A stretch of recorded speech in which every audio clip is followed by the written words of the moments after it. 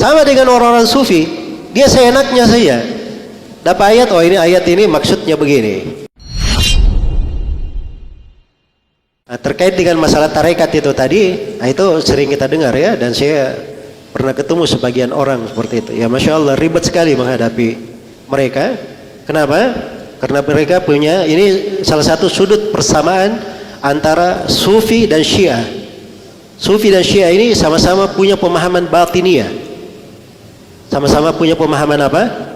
Batiniyah. Melihat sesuatu itu, dia tidak lihat pada teksnya, dia lihat pada hal yang di dalamnya, batinnya. Yang batinnya ini tidak ada hubungannya. Ya, kalau ada hubungannya dari sisi pendalilan masuk akal ya itu mungkin. Tapi ini hal-hal yang tidak ada hubungannya, tidak ada hubungannya. Seperti saya beri contoh itu tadi. Bagaimana ayat berbicara, wahai orang-orang yang beriman, jangan kalian batalkan sedekah kalian dengan mengungkit-ungkit dan mengganggu. Mereka katakan ini turun pada Utsman ibn Affan. Apa hubungannya?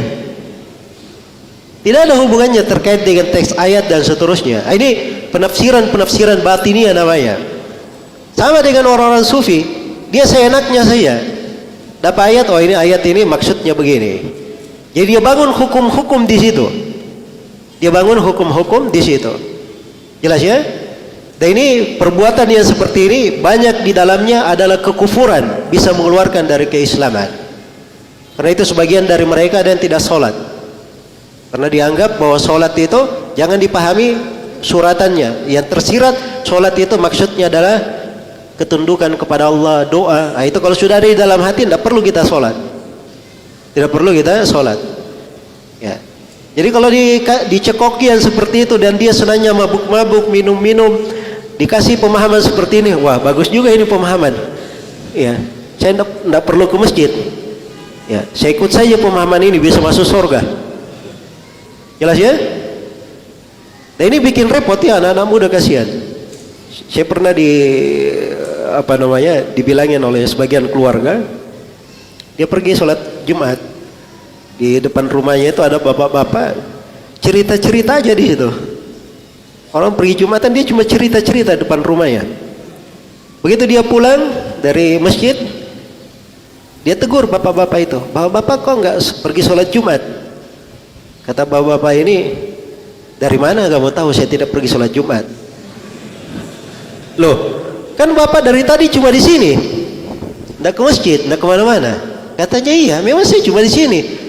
Tapi dari mana kamu tahu saya tidak sholat Jumat? Saya ini sudah sholat Jumat. Nah ini kan bikin bingung. Ya, jelas ya? Ya. Jadi maksudnya itu dia sholat Jumat. Sholat Jumat di mana? Pemahaman sufinya. Ya, tidak perlu dia hadir, bisa di dalam hati. Bahkan kadang dia bikin hikayat, saya seakan-akan sudah pergi ke Ka'bah. Saya sholat 5 waktu di sana. Sholat 5 waktu di sana. Ini semuanya penafsiran seenaknya saya.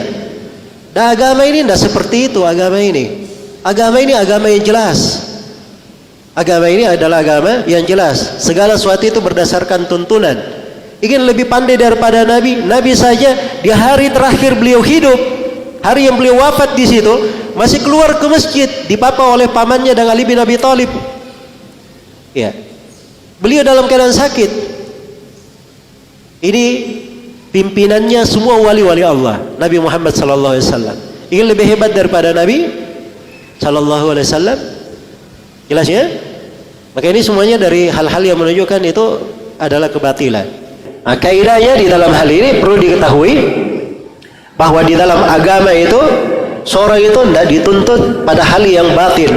Dia hanya dibebani pada hal yang zahir saja. Pada hal yang zahir saja. Itu kaidah di dalam agama.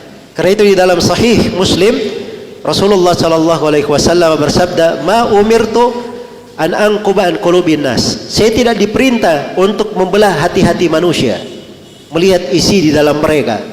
Ya, jadi kita ini hanya diperintah untuk melihat yang zahir saja. Adapun nas itu dipahami dan seterusnya, bagaimana cara memahaminya. Ini ada cara-cara pendalilan di dalam agama, ada ilmu-ilmunya. Jadi kalau dia berkata dia punya pemahaman yang detail tentang nas, tanya dulu sama dia, kamu pernah belajar ilmu apa? Apa ilmu agama yang kamu sudah pelajari? Oh, saya pernah belajar ilmu tafsir. Baik, ilmu tafsir apa yang kamu pelajari?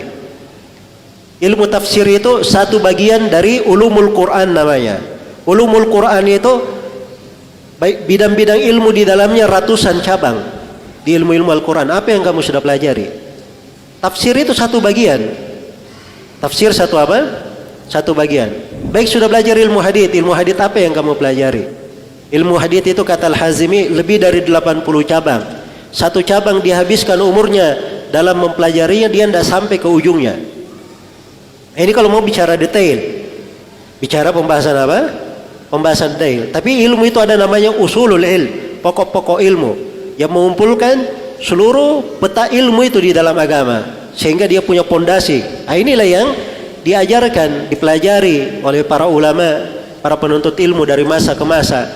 Ya, karena itu kalau ingin berdalil itu ada kaidah pendalilan, tidak mungkin keluar. Jadi orang yang keliru pendalilannya akan kelihatan.